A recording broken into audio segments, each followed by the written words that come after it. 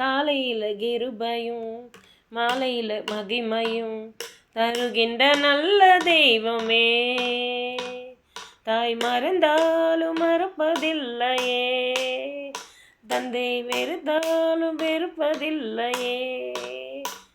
நன்றி சொல்லி துதி பாடி மனதார தொழுகிறோம். நீங்க இல்லாம வாழ முடியாதையா, உங்க கிருபை இல்லாம